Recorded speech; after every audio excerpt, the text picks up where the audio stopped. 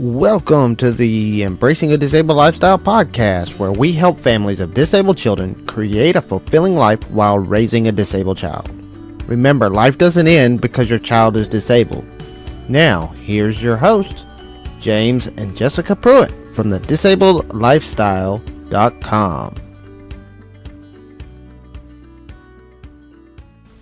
Hey everybody, welcome back to episode number 7 of the Embracing a Disabled Lifestyle podcast. This is your host, James Pruitt, and Jessica. Hi, Jessica.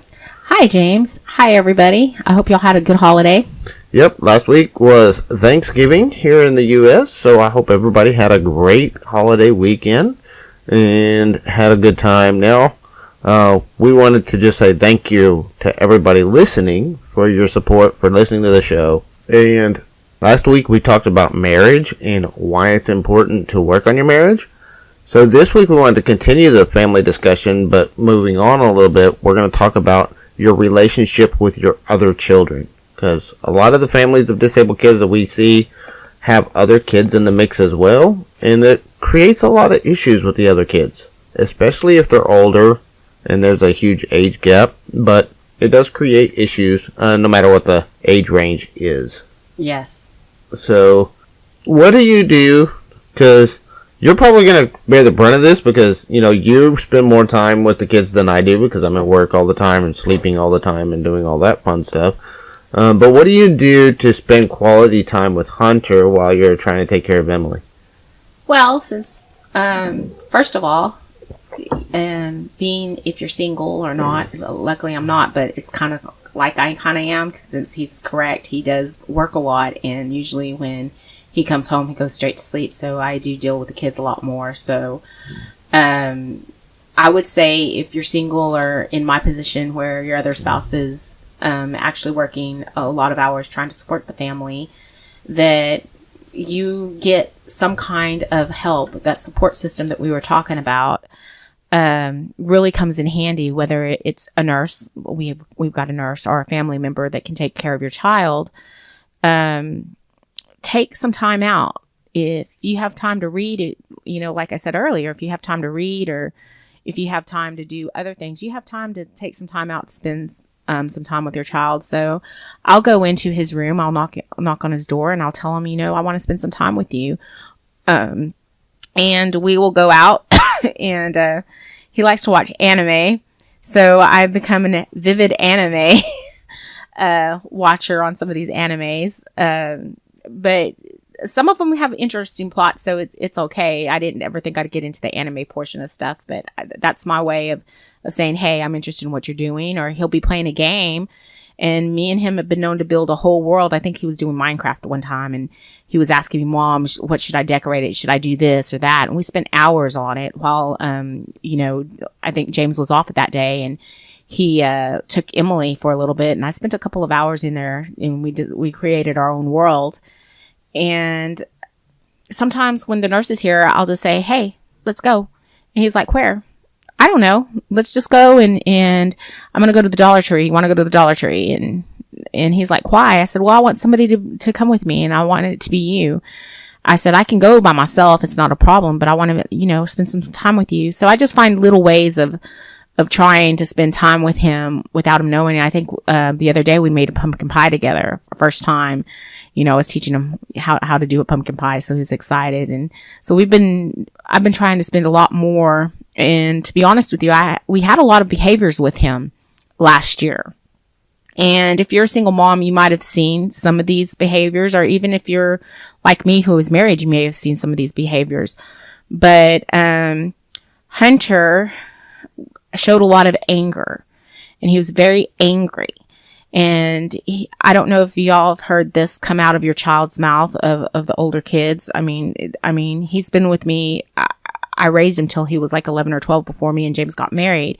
So yeah, why don't we, you know, maybe to kind of clue people in a little bit, why don't we tell a little bit about the background? So when Jessica and I got together in 2012, okay, Hunter was, 11? Yes. And he had Mom all to himself pretty much his entire life for the first 11 years. Yes. Then I came into the picture. She started dating me, and all of a sudden, some of that time went away. And then Emily came along, and a lot of that time went away overnight. So he went from being an only child with a single mom, having mom's undivided attention when she wasn't working, to all of a sudden having this stepdad who's never been around kids and doesn't know how to handle kids, and having this disabled sister who requires constant care, constant attention. And which meant that he kind of didn't get the time and the care that he felt like he wanted, because it was what he had always had, and he didn't know how to deal with it. And there was a lot of jealousy issues that came up. There was a lot of anger that has come up. Yes. And yeah, so I've been there. We've been there. We know. I mean, poor James would get a phone call, or, for a little bit, I didn't even, and this goes back to communicating with your spouse. I felt like he already had a whole lot on his plate, that he didn't need to be hearing what was going on at the house and the problems that I was having with him, because he was already stressed out as it was at work. I'd hear what was going on. So I never bothered with him to tell him, this is what I'm experiencing at the house.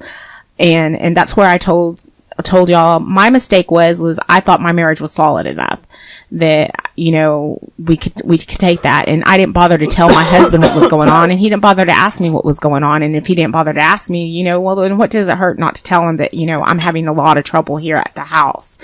Because he didn't need to hear that. He was already experiencing his own thing, times and struggle there. So, anyways, Hunter got angry, and I got to hear, "You love her more than you love me. She's just replaced me. You don't want anything to do with me." And there were actions of where he would kind of sort of try to act like her. And I would tell him, this is a 15, 16-year-old boy. And I would tell him, you are not a baby. Well, you treat Emily the way. How come you feed her and you don't feed me? Well, Hunter, you're 16 years old. You can go into the kitchen and find yourself. He's very demanding, and he wants me to cook his meals. And I think that's his way of saying, please show me the love and just cook for me. Even if I'm tired and I've been messing with Emily all day long, he still wants me to go and cook for him. So I told him, you're going to have to get in there. One of these days, I'm not going to be around, and I'm not going to be able to cook for you, and you're not going to know how to cook. And he's like, well, I know how to cook. Well, if you know how to cook, take the stress off of me. So we would go round and round, and he had just had a lot of anger. Like, he thought that I didn't understand him, that I wasn't listening to him, that all I cared about was Emily, which was totally untrue.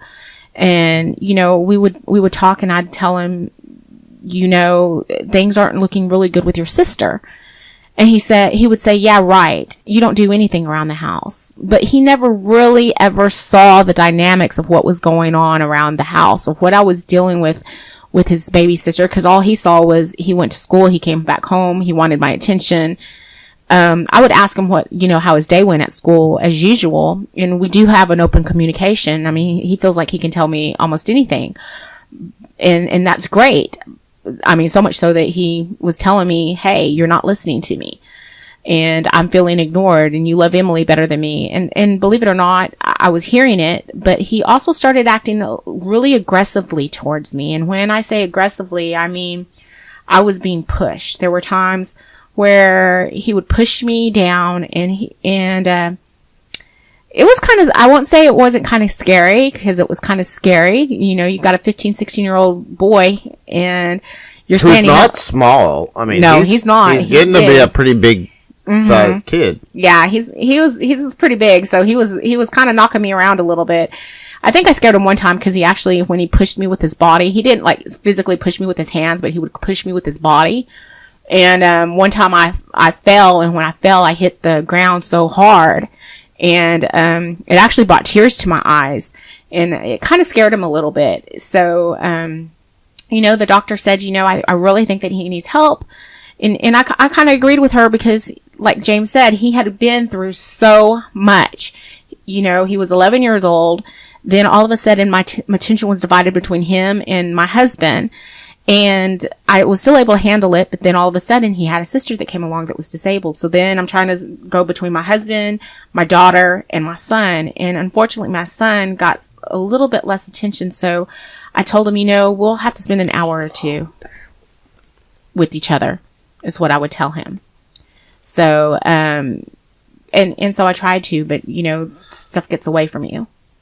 So we're talking about, spending some more quality time. You touched on one of the other issues I wanted to talk about a little bit later, but we'll go ahead and talk about it now, which is that's fine. The sibling jealousy. I think that's where a lot of the anger issues came from. It came from a place of jealousy towards Emily. And what have you been doing and working on to try to overcome some of that? I'm trying to spend more time with him now that he has graduated. I'm so proud of him. He's 16 and he's graduated already. Graduated at 15. He has been home to see what I have to deal with. And ever since that has happened, a lot of the dynamics of what I was dealing with last year are no longer there. He's spending more time with me. Me and him are spending more time with each other. He wakes up, I make him breakfast. We're not rushing in the morning. I'm able to go into his room whenever I want, and say, hey, I want to spend some time with you. And we'll get in the car first thing in the morning and we'll take off. And even if it's just me and him and I say, you know what, we're going to McDonald's, I'm going to get you a burrito. That's still quality time. And sometimes I may not have the money, so I'll even go, okay, this, we're just going to grab something to drink. And we'll go grab something to drink and we'll come back and we'll chillax and we'll talk with each other. And then he'll say, Mom, is there anywhere else you want to go? And we'll go wherever else. I think we've made trips to San Marcos before while my husband was asleep. Yeah. Just basically, I'm trying to find more time for him. Well, I think some of the improvement has been you spending more time. Some of it's just, he's 16 now. He's starting to mature a little bit. Yeah. And that's helping. That is helping a lot. He's gaining some maturity. He's starting to, act like a human being at least every once in a while. And he's being a little more helpful around the house. Yes. One of the things that I wanted to talk about, he's being more helpful with Emily and around the house. And I know he doesn't like spending a whole lot of time taking care of Emily, but he does give you a little bit of a break here and there so you can cook something, especially if he wants you to cook something. Well, somebody's going to have to watch Emily. So if nobody else is around, you're going to have to watch Emily if you want me to cook. Yes. So.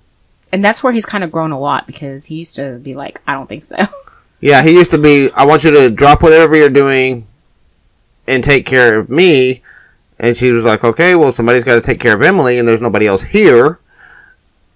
And he didn't care. Now it's like he started to realize, okay, if I want her to do something for me, then somebody's got to take care of Emily so she has the time to do that. And it's not that I don't want to do it. It's more of, like he says, someone needs to take care of Emily. Yeah. And I think this is something that we should have probably done earlier, but it's including him in the processes and what all's going on with Emily.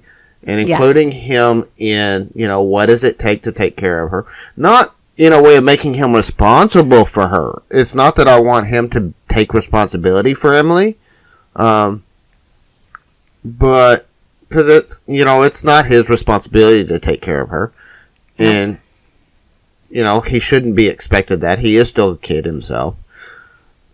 But to help him to understand, and part of when I mean by the processes is just the process of, one, what does it take to take care of her, and then what else is having to be done around the house and everything else, because, we need another person, really, to help do everything that needs to be done. There's not enough people for all the work that needs to be done. Yeah, you're right on that. And I totally agree with you on what you're saying, that he has matured in that level, and I think he kind of understands. And if we had brought him in beforehand, we probably wouldn't have faced a lot of this stuff, because remember, your teenagers, most of them think that they're invincible, that we don't know what we're talking about. And I know most of us have felt that way towards our own parents. I know I did. I tell my mom that was back in the dinosaurs ages, not realizing that back in the dinosaurs ages was probably like 5-10 years ago for her. So, or, you know, to me, it's not that long ago. I feel like it wasn't that long ago before I was out of high school. So, I can really feel what my mom must have been so frustrated with me as a teenager, because I'm facing it myself with my own son now. Yeah, that happens a lot. Mm-hmm. But. And I have to remember that. Well, I think me and you have actually done a pretty good job, because we don't have the problems that some of y'all might be experiencing, where you've got a teenager who's drinking, maybe experimenting with drugs. I think part of that is the maturity. Some of that comes from previous experience with that kind of issues in life that I don't know that he's going to have a problem with drinking, because he's seen what that does to a family. And he knows what it does. He's been on the receiving end of that. And he kind of took it like I did. And, you know, I mean, some people, you know, get older and they become like the person that they don't like, and some people turn out to be the opposite. I know I found, and this is something that I've had to deal with in the last, you know, couple of years, is, you know, I grew up in an abusive household with a step-parent. And I found myself, and this is, you know, something we've talked about, but I found myself starting to model some of those same behaviors that I hated myself. Not the physical abuse, but definitely some of the verbal abuse and some of the verbal things. I haven't always been perfect. And it's something I've been actively working on for the last year or so, but really hardcore in the last few months. Yeah, he's gotten a little bit better. I think I've gotten a lot better. I think I still have a long way to go to be where I want to be, but I think I've gotten a lot frustrated better. With me here and there. I was actually. It's not just you, but you know, we're talking about the kids, and with Hunter, I haven't been the best parental model for Hunter, and you know, I have to own responsibility for that. You know, I don't want to make excuses for it, but you know, I didn't have experience with kids coming into this marriage, and then all of a sudden I have a stepson who thinks he knows everything. Oh boy. And I have a daughter who's disabled, and I'm trying to figure out what's best for her. And we got so focused, and I've been so focused on Emily and what she needed, that I didn't really take the time to think about Hunter. And it's not that I didn't care about Hunter, it's not that I don't care about Hunter, it's that sometimes I see he is focused purely on what he wants, and I'm focused more on needs than wants. I have had to sacrifice what I wanted most of my life, right, to make sure my needs were met, and that's something he hasn't learned yet. I learned it much earlier than he is now, but I've had to earn what I have. I've had to earn the things that I have for the most part, and I think he needs to learn the value of earning things rather than just demanding it be handed to him. Well, sometimes, James, which you don't realize is that he does do that. You know, sometimes when he's working around the house, I'll give him a little bit of money, and I'll say, hey, you know, if you do this, you know, if you do some housework, you know, because right now he's not working, but I believe that not everything should be, you know, housework and you don't get paid for it. So we do sometimes give Hunter some money, but I understand what James is saying, and he needs a little bit more, more guidance. I understand where you're coming from with that, but here's my issue with it. And this is something that we really haven't discussed, so you know, we're discussing it right now. Our area is live here for everybody. Here's my issue with it. Yes, I agree it's important that he should be rewarded for, you know, helping out, but at the same time, he needs to learn that sometimes you have to work hard just because it's the right thing to do, not because of what you get out of it. And he refuses to do anything if there's not something in it for him. He won't do anything for anybody else. He is so and part of that's being a teenager, and I understand that, but he is so self-centered at times that he will refuse to get up and do anything if there's not something directly in it. Either you're going to pay him or you have to do something for him, or what's in it for me is his entire focus. And that is not a good way to live. That is not healthy for him. It does not set up healthy relationships for him with people in the future. It does not teach him a strong work ethic. You know, you have to learn at some point that sometimes you have to do things because it's the right thing to do, not because you get something out of it. Okay. So I'm going to touch basis on some of this because some of this James does not see. And some of it he does. Unfortunately, he's seen the parts where Hunter can be very self-centered, like he said, as a teenager. So yes, but there are times when I can go to Hunter and I can ask him, will you please do this? And he doesn't expect anything in return. You know, sometimes he's getting money and I don't have any money and he's like, here, Mom, use this on whatever you want. I don't want anything back. Just use it. But James doesn't see that all the time because he does work a lot. So sometimes he sees more of the other stuff, and I don't bother to tell him the good things because I don't, you know, it's not happening at the time. And it's kind of like you have to see it to believe it type thing. But you know, he's right. Most of this all has to do with the teenager. You know, we're all self-centered at one time, you know, at sometimes in our lives. And, but he does have a good work ethic. I've seen his work ethic. It's kind of reminds me of James's work ethic a little bit. Except James is a little faster when he does his work ethic. I mean, he goes in, he's like bam, bam, bam, bam, bam. Hunter is a little more slower, but he cares about what he does. So if someone's paying him to do something, he's going to make sure it's right to the best of his ability.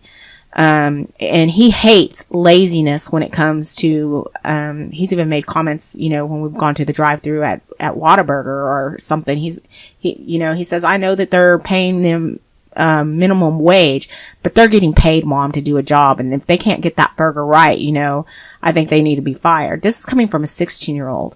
And I have to say I was very proud of him. I mean, he said, you know, if that was somebody paying me, I'd darn make sure that their burger was made right or whatever.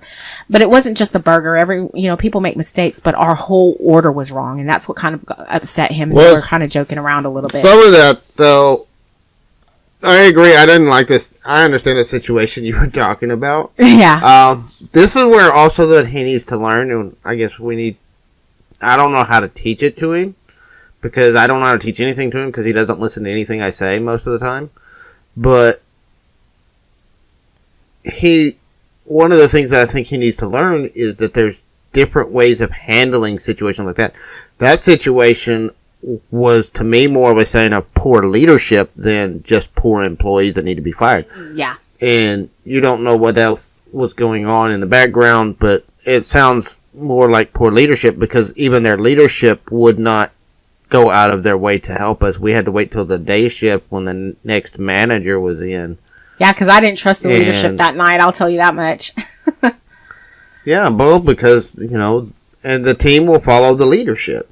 Yeah, and James is totally right. And I know this because, you know, being in a supervisory position at job, having done leadership and having taught leadership, sometimes when you have poor performance from employee situation, it's because of poor leadership, and people will model the behaviors of their leaders. Mm-hmm. And so I think that's something he needs to learn, and not just automatically assume, well, this person needs to be fired. Because I see that all the time, too. In my job, I have people every day telling me, oh, this person needs to be fired because of what they do, and they did this and this and this.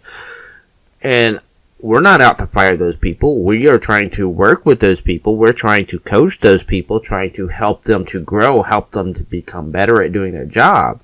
But the first reaction is not to, oh, you screwed up, you're going to get fired. Well, and then not only that, the people from your job, I'm sure the same ones who are complaining about these other people have also done some stuff that were questionable too. I don't think they should be talking when they themselves have been in that kind of a situation sometime along the line. I didn't really want to go on a tangent. Yeah, about I know. I'm just saying. But the point I was trying to get to is, when it comes to team leadership, he needs to learn, and I think he should learn. I think he would be a much more effective relationships with other people in either a work environment, a family environment, and however he decides to grow up, because this is really more about, the kids and what they're learning. But he would be better at learning, that you don't just go automatically to getting rid of people that aren't performing up to what you expect, but to, help them to learn and grow. And I think he'll learn that in time. I wanted to kind of touch base on something that you had mentioned earlier, and I've given it a lot of thought recently because I know that you've been a lot of frustrated. So this is the first time that I'm mentioning it live right now. But James mentioned a minute ago that he didn't know what to do to try to get him to kind of sort of listen to him, and he has mentioned several times that he has fallen down as a stepfather, and a lot of it has to do because he doesn't know how to deal with kids because he's never had kids of his own. And I think the first step, James, that you need to try to find is a step where you take maybe 30 minutes, start out slow, 15 minutes, 30 minutes, because believe it or not, Hunter has said that you've gotten better within the last few months. He's actually told me this, but I think spending some time with him, whether kind of like how I do, whether it's, hey, Hunter, do you want to go build this? And yes, he has that teenager mentality. So he frustrates my dad. He frustrated my dad today. My dad was like, I can't get him to do anything around here. The laziness of a teenager. And it gets frustrating. I get frustrated because I deal with the same thing. Well, see, that's the side of him that I see constantly. Yeah, that's the side that he's you always tell me about how great he's doing, but I never see it. Well, because he does nothing when I'm around. He does nothing but sit in there and play video games all day long. And now that he's not in school, that's all he ever does. Well, see, and that's why I'm trying to tell you, I know that he does it and it frustrates me, but I keep on going at it. And so when I don't get the answer that I want, sometimes that's where y'all get upset with me, where I don't take no for an answer. Was I'll wait for a little bit and then I'll go back and I'll be like, hey, because I know some of this is teenager stuff that he's dealing with. So it's easier for me to go back. But, just the thing that I'm saying is just keep on trying. If he tells you no one day, but he might tell you yes another time. And that's a score for you because he doesn't feel like you really want to spend time with him. And vice versa. You don't feel like he wants to spend time with you. So I think that's where it kind of needed to start. Maybe like 5 minutes, 10 minutes. He says that he's had some real good conversations with you before. So I think you'd be able to break through there. Just saying. Somewhere where you might be able to start. And, he sees what you're doing. Like I said, sometimes he mimics stuff that comes out of your mouth, comes right back at me. So, if you introduce him into some of this, hey, Hunter, you want to help me around the yard, please? You may get a yes, you may get a no, but at least you've asked, and he may say yes, yeah, James, because he's feeling really good about you towards that, and he'll say, yeah, I'll help you around the house. Mom said that you needed help, and I'm here to help you. But just remember, if he says no, it's him being a teenager. So the next question is, we've talked about spending time with each other, and we've talked about the jealousy issue, which will arise several different times. Part of the jealousy issue, I know we went off on a tangent somewhere else, but part of the jealousy issue that I've dealt with the way that I've dealt with it is, by trying to make time. Because obviously if they're screaming at you, telling you, they're not really screaming, but they're pretty much telling you they need time with you, then you know that you've kind of gotten away from spending that time. Because there are times where I'll spend like a whole bunch of time with him and all of a sudden it stops because something happens with Emily. And then so I know that that's a read of, I want to spend time with you. Even now he'll come out of his room and it bothers me because I'm right in the middle of something. So he has bad timing, but he'll rub on my ears or give me a hug and try to give me a hug and a kiss. And I just don't want to be hugged and kissed right at that moment because I was doing something else. I've been distracted. So I need to slowly turn my focus on something, on him. And, but if he keeps up at it, then I get really annoyed and I'm like, look, just hold on, let me finish what I'm doing. And then I can, do my full attention. But he wants the attention right then and there. Like James said, he's a teenager. And so it's very hard. And so I just have to find different ways to ring in that jealousy and hopefully, let him know, look, we just went to a doctor's appointment and they're saying this about your sister. She may end up in the hospital again. I don't know. And it's good for them to see that kind of stuff. So I think that broaches the next subject of James had is keeping your sibling, the other sibling involved with her care. Which we already talked about that. We're actually kind of running out of time. Oh, okay.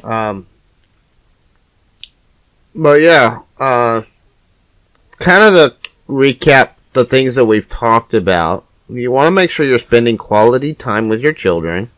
That's something that I have been lax at with Hunter. And there's issues there that we have to deal with, and we're going to work on that some. But start spending quality time with them. That includes getting away from the TV and the video games and actually doing something together. And Facebook.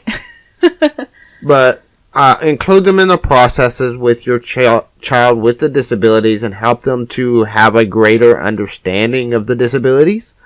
And that's going to help them not only to be more helpful around your house, but it's going to help them as they mature, as they grow up. Remember, to me, your job as a parent when they get older, your job as a parent when they are very little, is to protect them and to keep them safe and to, make sure that they do grow up. That would be my job right there. That is. That's just the parent's job. Yeah. But as they mature, as they get older, as they become teenagers, that shifts. And this is where I have frustrating problems with is you haven't made that shift, and he needs that shift. Yes. It shifts from being protecting them to teaching them how to be an adult. Your job is to teach them how to move away from you and be on their own and live on their own. Because here in a couple of years, he's going to be moving out and going out on his own. And he is completely and totally unprepared for what the real world's going to be like because he's still being sheltered and protected rather than being taught how to take care of himself. By the time I was his age, I was cooking for the entire family almost on a daily basis. I was doing my own laundry. I was taking care. I was cleaning the house. Now, granted, I think it went overboard on how much responsibility I had as a child. I was going to say, yeah. But it taught me to be self-reliant. And that is part of your job as a parent, is to teach your children to be self-reliant. I don't agree with the way it was done, but I agree with what was done.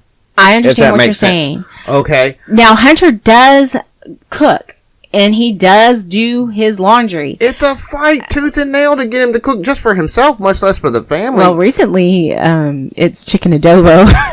He's been doing some chicken adobo. So he's kind of experimenting with us a little bit. He's already wants to make some cheesy ramen, which James doesn't know about. But, he's trying to get a little bit more.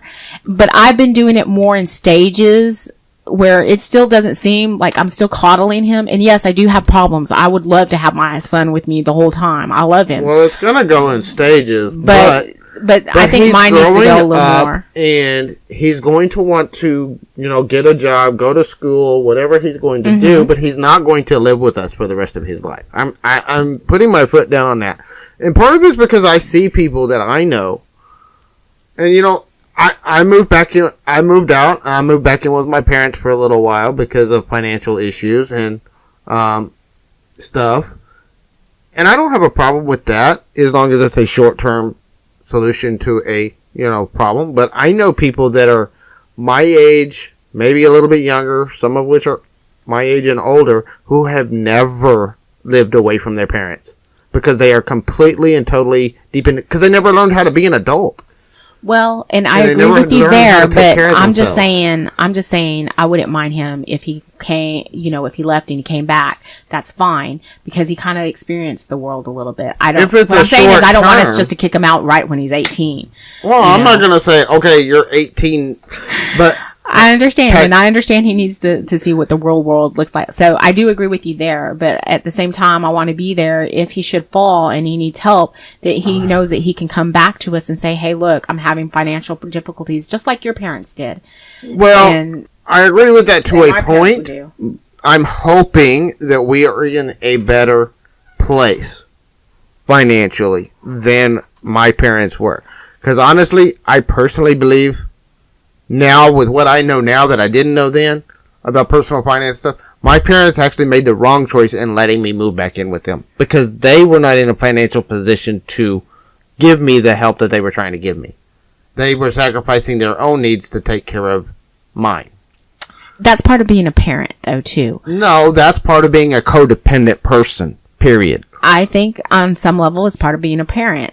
No. But I mean, and this is where me and his views kind of different a little bit, but that's fine. And there is a fine line in between there. So James is right.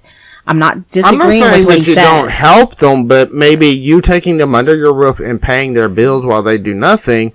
Well, no. Not... My parents, when they took me in, and I don't know about your parents, I'm sure they did too.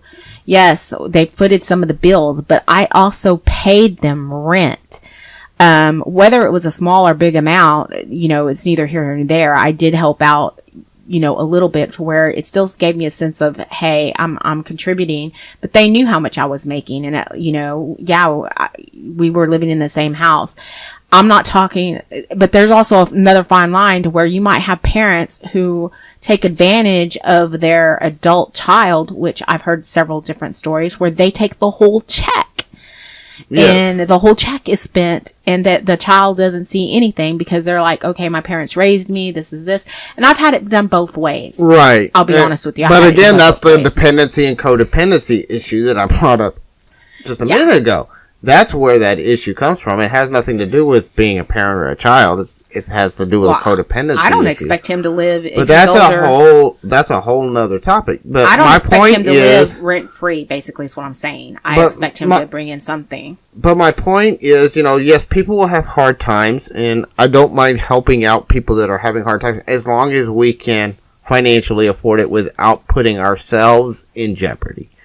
But you have to be, and if the financial plans we are working on work out, that's not going to be a problem anyway. But you have to be working on, taking care of your own needs first. And your job as a parent is not to take care of your child for the rest of their life. Your job as a parent is to teach them to be an independent adult. And that's right. And sometimes, though, things happen.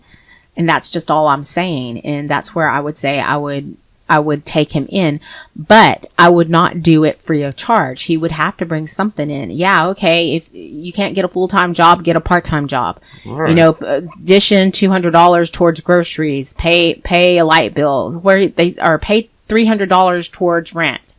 That's what I'm talking about, and that's still leading them to be kind of, and they're going to want to. I mean, he's young enough. They're young enough. They should want to go and leave, and he's ready to leave. It's just me, but I want him to know that we're there if he needs it, if we can. I don't want him to feel like he can't come to us for anything. Right. And that's basically what I'm trying to say. Sorry about that, James. All right. We're going to wrap up the show right there for today. I hope that you got a lot of value out of this. We've been sharing a lot of great things about, how to deal with the siblings and how you can continue improving your relationship with your other kids. And make sure you check out the show notes at disabledlifestyle.com/007. Make sure while you're there you like the page, share the page, and show it to all your friends on Facebook, Google+, Twitter, and other social media outlets. And we are working on getting the show listed in iTunes so that you can subscribe to your show in all your favorite podcatchers. See you next time, and y'all have a great time.